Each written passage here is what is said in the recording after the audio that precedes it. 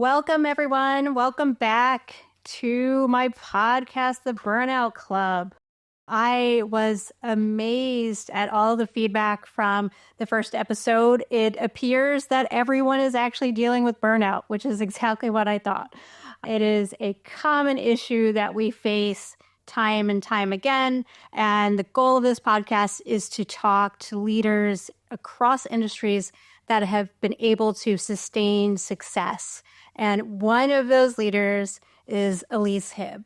I loved her the day that I met her. It was a random introduction, but she is just a wealth of information, crushing it in the healthcare field, had great success early on in her career and continues to do great things. So I will pass it on to Elyse. Can you say a bit more about yourself? Yeah, thank you so much for that kind introduction. My name is Elyse Heob. I am the founder and CEO of Elyse Heob Consulting. And I have been in healthcare my whole career. My passion is getting the most exciting and impactful health innovation to millions of patients. So I partner with startups to get their health innovation out there to millions of patients. You must be like a lifeline to a lot of those companies and healthcare companies all the time. And that infancy stage is critical. What's the most interesting part about working with startups and early firms? I try to be the person that I wish I always had with my startup, ClearMask. I wanted somebody who had done it before. That was the most important thing. The ClearMask team could execute all sorts of things, but there's something about somebody who's gone through it and intimately knows what it's like to be able to tell us, okay, yeah, that's a great idea. Go ahead and do that. Let me save you 6 months. That's not going to work. Or when you think about this and go into this big negotiation, here's how it really works. Here's how to think about it. Here's how they're thinking about you. And here's how you can frame yourself. Not how you're taught in school, but how that actually works in the real world. And I wanted that advocate pushing for us and pushing our success out to their network. We had lots of help from all sorts of wonderful mentors, and I'm so grateful for all of them. And I wish we could have had that one big cheerleader on our team. And that's what I try to be for other startups. Absolutely. And since you mentioned ClearMask, that was such a success. Can you just talk a little bit about it? Because I think a lot of founders or startups, they think that success might be a bit linear. What was that journey like for you? Oh my gosh, it was wild. So it started off, honestly, as my master's level capstone project. So I did a dual master's in public health MBA at Johns Hopkins, and you have to do a capstone project. I wanted to write a business plan for a healthcare startup. That's what I wanted to do. So I was shopping healthcare startups so I could write that business plan and get that part of my degree done.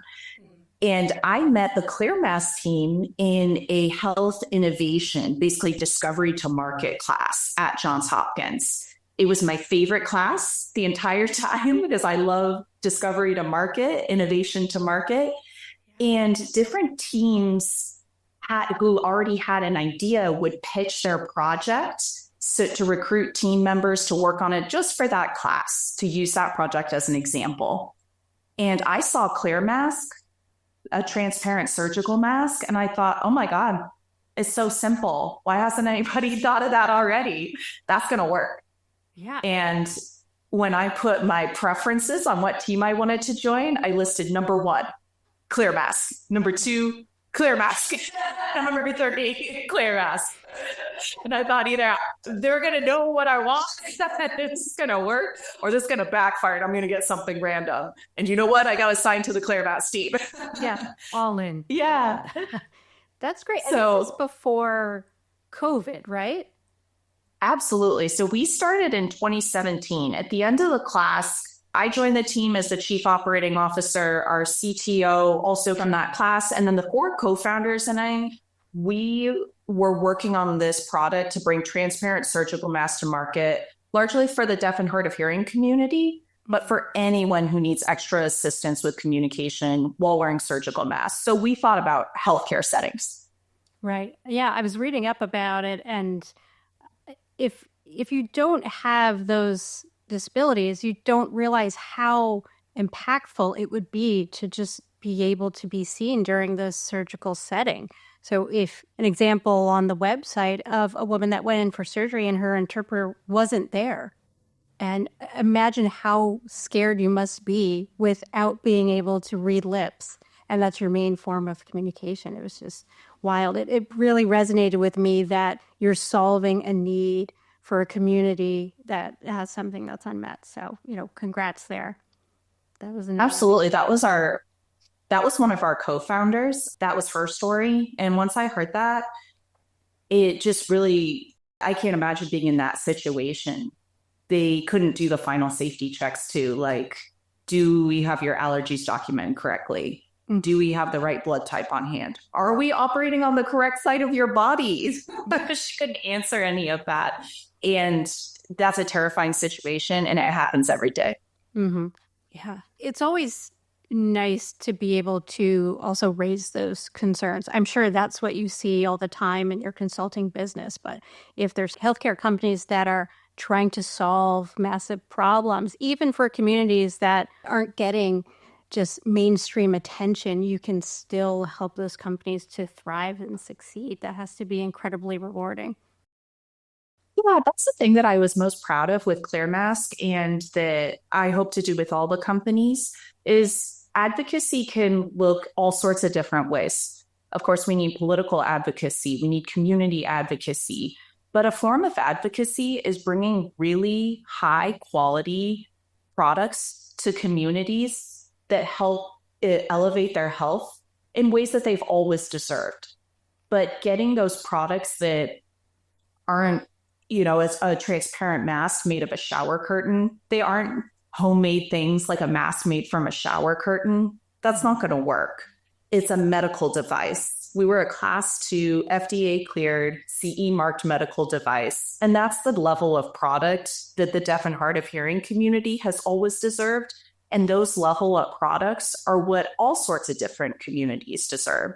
I'm working with some startups now in the women's health space, and it's opening my eyes to just how there's been different priority placed on different types of anatomy and different bodies. And women did not get that prioritization historically, but we're bringing to market some really exciting technology that is super high level, because that's what women have always deserved.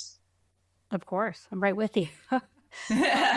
Does that help manage the burnout that you are working towards something that is new and is replacing kind of an ignoring mentality to women's health? Or is it even more pressure and, potentially leading to more burnout? What I think about, and what I tell people anytime I'm on a panel or speaking about it, is for me personally, if I don't get fired up about it and maybe even a little angry, that fire is what motivates me and is what keeps me going, and to put in all that energy and to put 150% of myself into every client I work on and every technology I work on. Mm-hmm. We're working on things that are elevating populations to the level of respect and the level of dignity that they've always deserved, but we're accelerating that and catching it up, and hearing those stories of how things are now and the status quo, and knowing that it should have been better at least 50 years ago, but what we can do is today. That is what excites me. That is what lights the fire within me. And that is what propels me to go forward. Fantastic. So when you have all of that energy, right, and that's kind of like pent up anger, and you're channeling it to actually produce something that's meaningful and productive, how do you then come down? So what does it look like for you to transfer your energy to something that you enjoy? Oh my gosh, that's a great question. So I've really leaned into exercise. I think that's the number one way. It's just so great to get into your body. Mhm. I have started a new routine that I'm very excited about, where I do some yoga in the morning to get things going, get into my body, stretch it out, set myself up for success for the day. And then as soon as I finish work, instead of doing what I call fake work, which is basically me scrolling through LinkedIn and just like looking at stuff that isn't helping,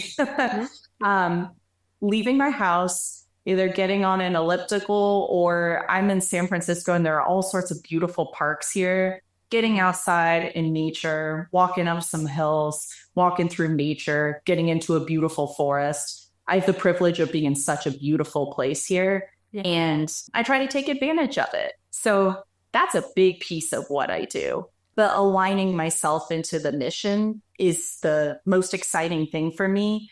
But you do need to get a break from that, because being in that space constantly, I was in that space before constantly, and it does start to take a toll on your health. Absolutely. Yeah. No, I can say I am still struggling to create a routine of fitness. I was an athlete years and years ago. I loved it when I was fit. And then, it's like life, career, kids, just everything pile on. And I was always very quick to cater to everything else. And, I had reasonable, levels, just that I seemed fit. Outwardly I seemed very fit, so I just kept deprioritizing it. So now I am trying to hop back on that train. So did you find it easy to get into that routine? Well, have you always been someone that loved it? If there was a tip or trick to get you to really lock in to that routine, I would love to know. The biggest thing for me was, while I was doing graduate school, I did an accelerated program. It was two-year degrees in 2 years. Great financially for tuition, horrible for your mental health. While I was doing that, I made a promise to myself that it was no outside of school goals. My only goals, my only focus, my only energy was school, and it was ClearMask. That was it. And so any activity I did outside of school, including exercise, including taking care of myself, it had to be fun, and it had to be what I felt like doing. And I think giving myself that permission to not have such a goal-oriented mindset outside of work, outside of school, is what gets me to keep doing these activities. I tend to pick a season for different activities. During the pandemic, it was swimming at the local YMCA because it was pandemic friendly. They had those lanes to keep us safe and away from people. And I literally could not work because I was in the water. Yes, I love that. Yeah. Yeah, you really need to shut off. I need something like that. Yeah. And you know what I noticed when I was taking time off before I launched my consulting business, I had the best insights when I was walking through the woods. When I was walking through the forest here, things would come to me. I would see the vision for my business. I would see what I wanted to do. I would get those downloads. And then I have probably about 100 notes on my phone of these different insights that I have. And that's what built the business basis for my consulting business. Oh, that's great. Yeah. I started carrying around a very tiny notebook because I'm trying to do that, right? To actually get out there, move a little bit. And you're right. I'm just like you, where I'll get an idea, something will spark, I'll note it down, and then it's actually quite helpful. I don't do it enough, but we'll see. Hopefully I can turn that around. I actually have a goal. I'll just announce it now, because now I'll probably Let's go. Doing it. I did have knee surgery about 6 weeks back. So what I did was I bought a pair of rollerblades, and they're sitting in the hallway. So when I am done with my physical therapy, I'm going to do it. I have not rollerbladed since I was, let's say, maybe a preteen, but I loved it. That was an outlet for me. I didn't ride bikes. I didn't do anything else. That's what I did. And so there's a park downtown. I figured I could just do some laps in that park. I saw other people doing it this summer when I took my kids to ride bikes. So that is going to be a piece of motivation for me, seeing that box in the hallway every day. So I will let you know if I actually end up doing it. I'm committing now. I love that so much. That sounds like such a joyful activity. That's what I'm hoping. I also recall seeing plenty of videos of people falling down, like adults falling down that during a pandemic. So, see a video of me floating around falling down. Just, scroll on. That's me 100%. I am not allowed to do rollerblading because we don't want to end up in the emergency room. So that is not available to me. But I'm so excited. I have these visuals of you in the park going around and just burning some calories, creating that joy. Yeah. Oh, man. Yeah. You know what? Anything with music, that helps pump me up too. And the other thing I was going to ask you about is, have you laughed recently? Like deeply, joyfully laughed? Because I am looking for ways to introduce more laughter. Oh my gosh. One thing that I did during my time off while I was creating my business, and I still am in this habit, is calling old friends and doing catch-up calls. I think it's so important to build your local community, but also build that community with folks that you've known for so long and know you. And I always laugh so much with them because it's so real. They know you. You know them. Yeah. You can't be trying anything new if they know who you are. They'll call you out. And having people who are your chosen family who know you so intimately, I feel like that's where I get my best laughs from, are just calling in that chosen family and surrounding myself with that.